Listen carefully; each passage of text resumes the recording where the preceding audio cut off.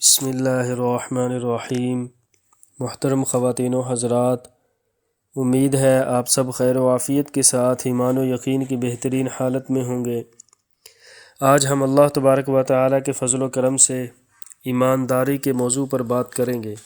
محترم سامعین، اللہ تعالیٰ اپنے بندوں سے یہ چاہتا ہے کہ وہ خالص اسی کی عبادت کریں اور اسی سے مدد مانگیں۔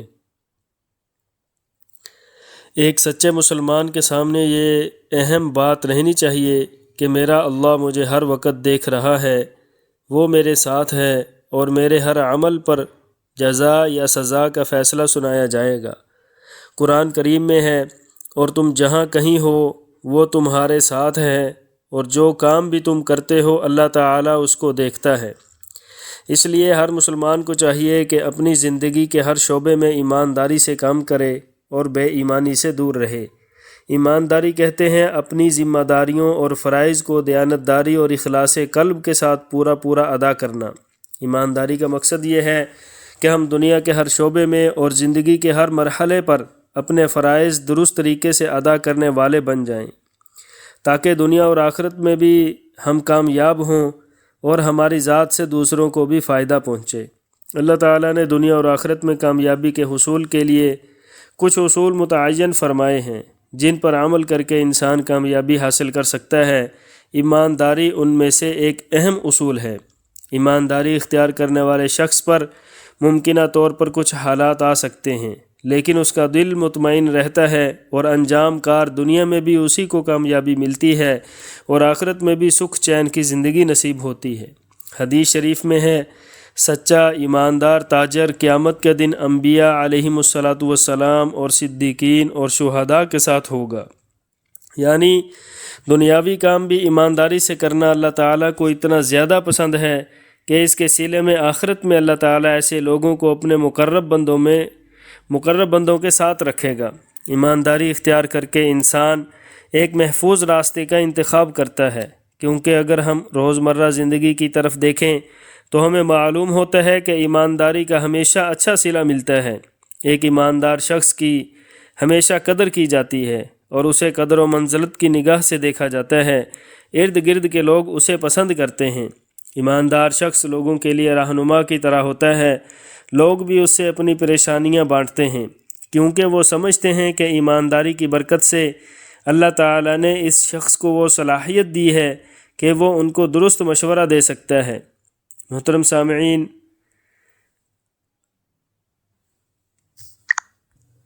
ایمانداری کے تحت ہم چند اہداف ذکر کرتے ہیں جن کو اپنا کر ہم دنیا اور آخرت میں سرخرو ہو سکتے ہیں۔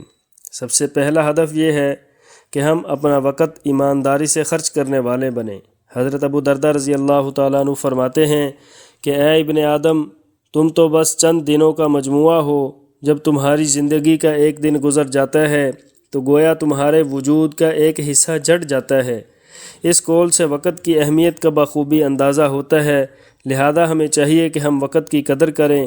جو بھی ذمہ داری ہمیں دی جائے یا ہم کوئی بھی کام کر رہے ہوں تو اس کو خوب اچھے طریقے سے اور پوری ایمانداری کے ساتھ مکمل کریں۔ وقت بھی پورا لگائیں اور صلاحیتیں بھی۔ اس کے ساتھ ساتھ ہم اپنے وقت کو ایسے کاموں میں لگائیں جس کا کوئی دینی یا دنیاوی فائدہ ہو۔ ایسے کاموں سے بچیں جو بے فائدہ ہوں۔ کہا جاتا ہے وقت سرمایہ ہے، لہذا سمجھداری یہ ہے کہ اس سرمایہ کو احتیاط سے خرچ کیا جائے تاکہ اس کا ہمیں دنیا اور آخرت میں نفع ہو۔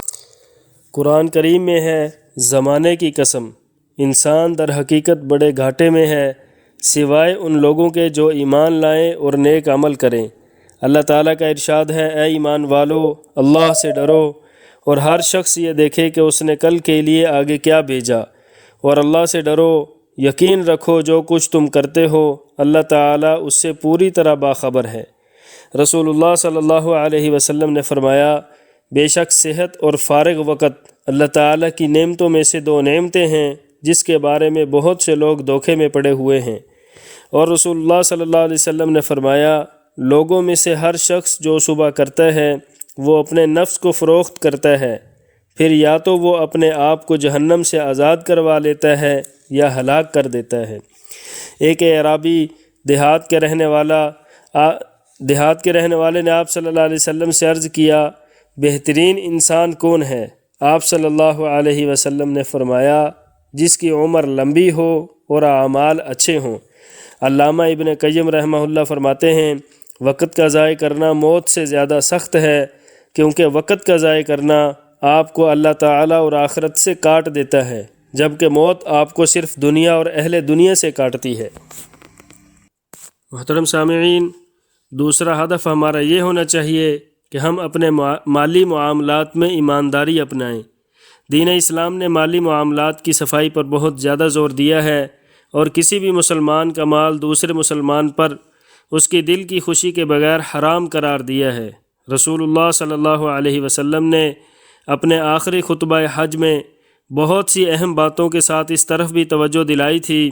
اللہ تعالیٰ کے راستے کی شہادت ایک عظیم درجہ ہے، اس کے باوجود اگر کسی کے مالی معاملات درست نہیں ہیں تو رسول اللہ صلی اللہ علیہ وسلم کے فرمان کے مطابق اس کی شہادت بھی قبول نہیں ہوگی۔ ہمیں روزانہ بہت سے ایسے معاملات پیش آتے ہیں جس میں روپے پیسے کا لین دین ہوتا ہے۔ ان معاملات میں ایمانداری اور دیانت بہت زیادہ ضروری ہے، کیونکہ جان بوجھ کر یا بھولے سے بھی کسی کے ایک پیسہ بھی ہمارے پاس اضافی آ گیا تو جب تک وہ خود معاف نہ کر دے اللہ تعالیٰ بھی اس کو معاف نہیں کرے گا۔ کوئی شخص کتنا بھی نیک ہو لیکن اگر اس کے ذمے کسی کا حق ہے تو وہ اس کو ادا کیے بغیر جنت میں نہیں جا سکتا۔ لہذا ہمیں مالی معاملات میں بہت زیادہ احتیاط کرنی چاہیے۔ قرآن کریم میں اللہ تعالیٰ کا ارشاد ہے اے ایمان والو آپس میں ایک دوسرے کا مال ناحق طریقے سے نہ کھاؤ۔ رسول اللہ صلی اللہ علیہ وسلم نے حجۃ الوداع کے موقع پر فرمایا اللہ تعالیٰ نے تم پر ایک دوسرے کا خون اور مال اور عزتیں حرمت والی قرار دی ہیں مگر جو شریعت کے حق کے ساتھ ہو۔ رسول اللہ صلی اللہ علیہ وسلم نے فرمایا حقیقی مومن وہ ہے جس سے لوگوں کے مال اور جان محفوظ ہوں۔ رسول اللہ صلی اللہ علیہ وسلم نے فرمایا اس کا ایمان معتبر نہیں جس میں امانت داری نہ ہو، اور رسول اللہ صلی اللہ علیہ وسلم نے فرمایا بے شک سب سے پاکیزہ مال جو تم کھاتے ہو وہ ہے جو تمہارے ہاتھ کی کمائی سے ہو۔ رسول اللہ صلی اللہ علیہ وسلم نے فرمایا خبردار کسی پر ظلم نہ کرو، کسی شخص کا مال دوسرے کے لیے اس کی دل کی خوشی کے بغیر حلال نہیں ہے۔ محترم سامعین، تیسرا ہدف ہمارا یہ ہو کہ ہم ایمانداری کی دعوت دینے والے بنیں۔ ایماندار بننے کا ایک آسان طریقہ یہ بھی ہے کہ ہم دوسرے لوگوں کو حکمت اور بصیرت کے ساتھ ایمانداری کی صفت اپنانے پر آمادہ کریں اور اس کی دعوت دیں۔ اللہ تعالیٰ نے انسان کی فطرت میں یہ بات رکھی ہے کہ جس بات کا بار بار تذکرہ کرتا ہے اور اس کو دہراتا اور سنتا ہے اس پر عمل کرنا آسان ہو جاتا ہے۔ اسی وجہ سے کسی بزرگ نے فرمایا ہے برائی کے تذکرے سے برائی پھیلتی ہے اور اچھائی کے تذکرے سے اچھائی پھیلتی ہے۔ ہم اپنے اطراف میں ایمانداری کی ایسی دعوت چلائیں کہ سب لوگ ایماندار بن جائیں۔ اس کے لیے سب سے آسان طریقہ یہ ہے کہ ہم لوگوں کو ایمانداری سے متعلق قرآنی آیات اور احادیث سنائیں، اور جہاں سنانا مشکل ہو وہاں لکھ کر دے دیں۔ علاقے کے تمام اسٹوروں اور دکانوں پر ایمانداری سے متعلق آیات اور احادیث خوبصورت چارٹ پر لکھ کر بطور تحفہ دے دیں تاکہ وہ اپنی دکان میں کسی واضح جگہ پر لگا لیں۔ اللہ تعالیٰ کا ارشاد ہے اپنے رب کے راستے کی طرف لوگوں کو حکمت کے ساتھ اور خوش اسلوبی سے نصیحت کر کے دعوت دو۔ قرآن کریم میں حضرت لقمان علیہ السلام کی نصیحت کا ذکر اس طرح ہے بیٹا نماز قائم کرو اور لوگوں کو نیکی کی تلقین کرو اور برائی سے روکو، اور تمہیں جو تکلیف پیش آئے اس پر صبر کرو، بے شک یہ بڑی ہمت کا کام ہے۔ اللہ تعالیٰ کا ارشاد ہے اور مومن مرد اور مومن عورتیں آپس میں ایک دوسرے کے مددگار ہیں، وہ نیکی کی تلقین کرتے ہیں اور برائی سے روکتے ہیں اور نماز قائم کرتے ہیں۔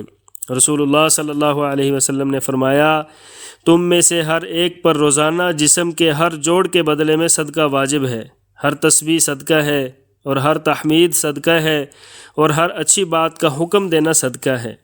رسول اللہ صلی اللہ علیہ وسلم نے فرمایا اس ذات کی قسم جس کے قبضے میں میری جان ہے تم ضرور اچھی باتوں کا حکم کرتے رہو اور برائی سے روکتے رہو، ورنہ ان قریب اللہ تعالیٰ تم پر اپنا عذاب مسلط کر دے گا، پھر تم دعا کرو گے اور وہ دعا قبول نہ ہوگی۔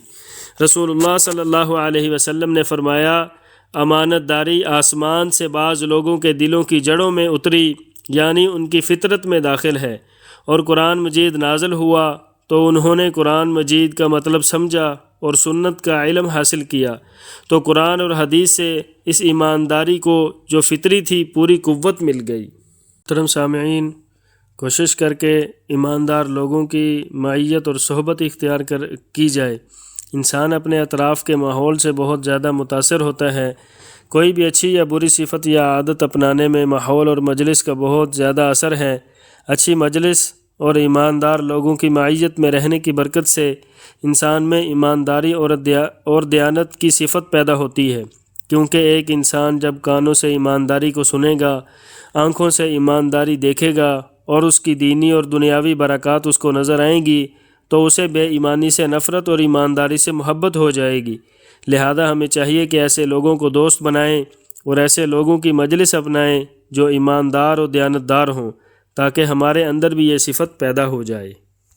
اللہ تعالیٰ کا ارشاد ہے، اپنے آپ کو استقامت سے ان لوگوں کے ساتھ ساتھ رکھو جو صبح و شام اپنے رب کو پکارتے ہیں کہ وہ اس کی خوشنودی کے طلبگار ہیں۔ اللہ تعالیٰ کا ارشاد ہے، اے ایمان والو، اللہ سے ڈرو اور سچے لوگوں کے ساتھ رہا کرو۔